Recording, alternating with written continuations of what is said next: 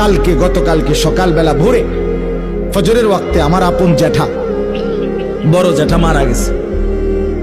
আমি আমার জ্যাঠার জানাজা পড়াইছি জোহরের পরে, ও নাঙ্গলকোট লাকসাম কুমিল্লা।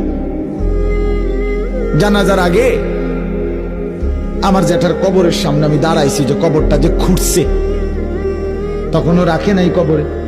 অনেকক্ষণ তাকাইয়া দেখছি, তাকাইয়া মাটিটার দিকে তাকাইছি, আর আমার কেন জানি মনে হয়েছে হঠাৎ এই প্রথম আমার জীবনে আমি এতটা গভীর দৃষ্টি দিয়া অনেকক্ষণ কবরের মাটির দিকে তাকাইছি। তাকাইবার পরে আমার কাছে মনে হয়েছে মাটিটা আমার যেন বলতেছে, আনিস, তোর জ্যাঠারে বানাইবার জন্য আমি এখান থেকে একটু মাটি দিছিলাম, আমার মাটি আজ আবার আমি ফিরায় নিলাম।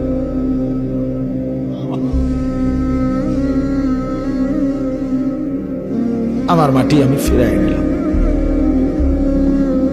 এই পৃথিবীর কোটি কোটি মানুষ আমাদের প্রত্যেককে বানানোর জন্য মাটি, যে মাটিটুকু দিচ্ছে আল্লাহর কুদরতে, সে মাটিটা যেন আবার বলে দিচ্ছে, আমার মাটি কিন্তু আমাকেই আবার ফেরত দিতে হবে।